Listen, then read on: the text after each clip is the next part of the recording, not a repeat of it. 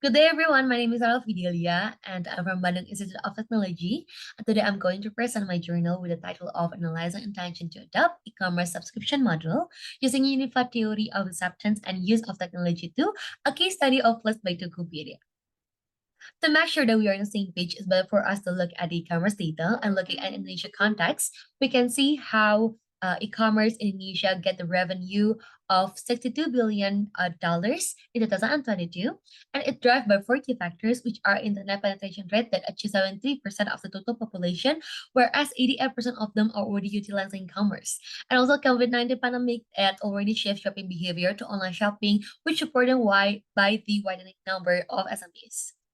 And storyline-wise, at first in Indonesia, e-commerce company are compete to attract users, and how they attract it is actually giving them a lot of promotions, or this is what we call it as the burning money period, which in the States, users become promo-driven. And however, in 2022, most of e-commerce companies in Indonesia are seeking for profitable initiatives. And this is when Tokopedia launched Tokopedia Plus as the first e-commerce subscription in Indonesia. And these are the Tokopedia profitable strategies over 2022 until now. And Tokopedia itself is priced at 150k rupiahs for 6 months and still whitelisted only for Java and Tuesday users only with this mentioned benefit. And understanding that Tokopedia Plus is the first e-commerce subscription in Indonesia, here's common questions. Is the Indonesia already familiar with the concept of subscription or not?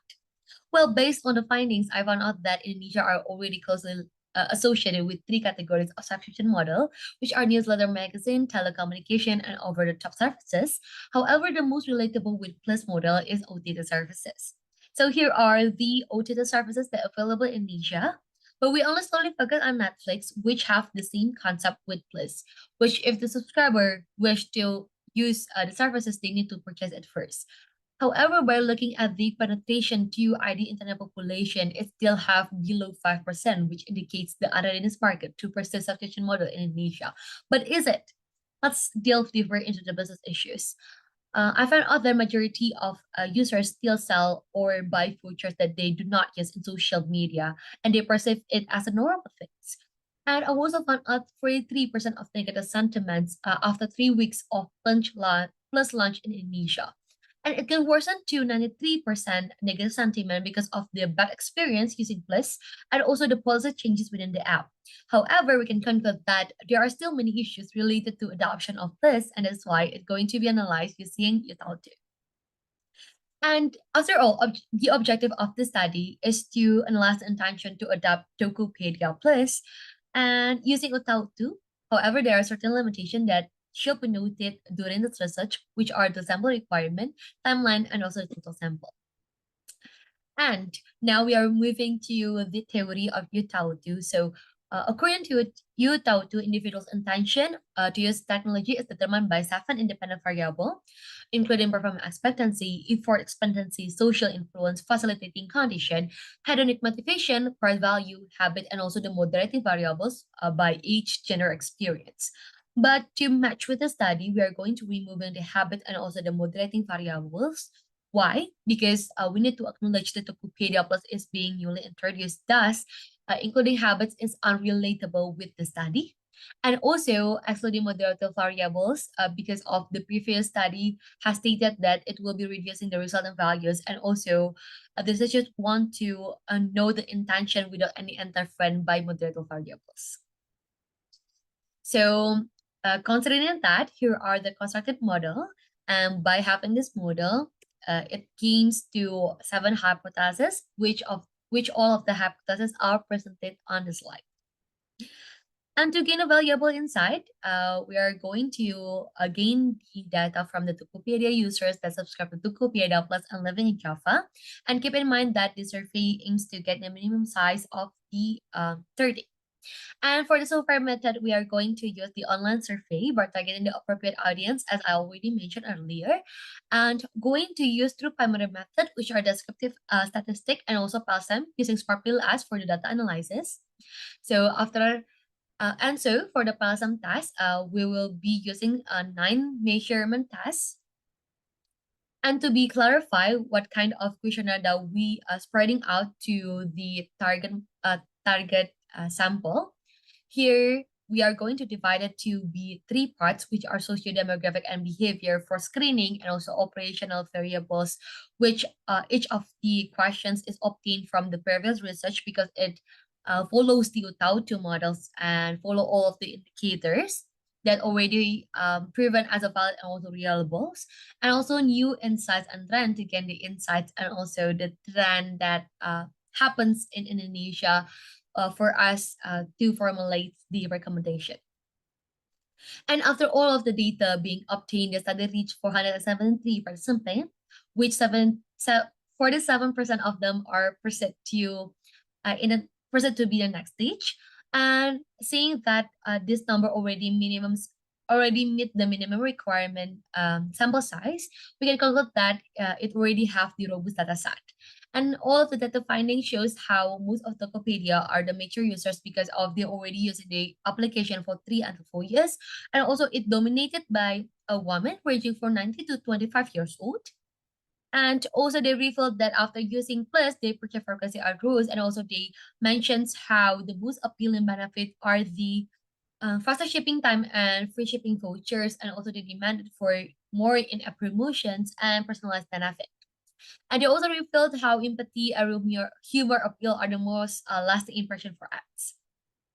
And moving on to the data analysis. In descriptive analysis, I'm solely focused on the mean, which will give the typical numerical data and will give insights for the summary and also the comparison between the typical number and also the individual numerical data set. And also for the standard deviation, it will give insight to remove the outlier data. And next up is PALSAM analysis, which started with the indicator reliability test, which for exploratory study, the outer loading for each indicator should be 0.4 or greater. And this result shows that all of the variables are reliable because already meeting the requirement. And next up is internal consistency test, where we look at composite reliability number for each variable should be 0.7 or higher, and the result shows that all of the variables are already meeting the requirement. Next up is configured reliability, which the study shows that all the variables are valid because already meeting the requirement.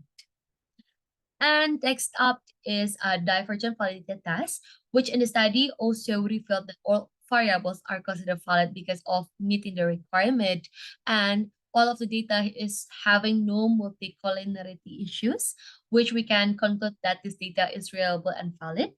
And also by conducting structural path significance, we can see that two paths coefficient are not significant, which are performance expectancy towards behavioral intention and social influence towards behavioral intention. And these are the visualization for structural path significance by having bootstrapping calculation. Next up is coefficient determination and stone glacier, which we can conclude that this model have predictive powers since the Q-squared are having the positive values, which we can also conclude that this model is better than random guessing. And also, in goodness of faith, it's verified that this data is reliable and valid. And also in F squared effect size, it give us the insight of the relationship between the independent and also independent variables. And next up is hypothesis testing, which we can say that hypothesis 1, performance expectancy towards behavioral intention are being rejected, and it finally shows how they agreed that the coupé apples are useful tools for online shopping, but it does not reduce significantly their considering time when it comes to checkout process. And hypothesis 3, which are the social influence towards behavioral intention, also be rejected, which this finding shows how they agreed most of the press already using Tokopedia Plus, but their decision to subscribe to Tokopedia Plus is not influenced by someone they look up to. And next up is which the last data analysis is mediation test, which by having a three-step of stages, we can conclude that behavioral intention has the partial mediation effects. And by having all of the data, we can came up with recommendations with Tokopedia Plus can enhance afford expectancy by leveraging the digital presence, can also emphasize price value by creating a personalized subscription package that offer additional value to subscriber. Also can leverage hedonic motivation by emphasize the delight, enjoyment, and personalized features of Tokopedia Plus. Enhance the visiting condition by having a streamlined by streamline the subscription processes and also continuously evaluate and optimize by collect the user feedback and conduct usability testing. And by following all of these recommendations, I believe that it can increase Tokopedia Plus subscription model adoption rate. Thank you so much.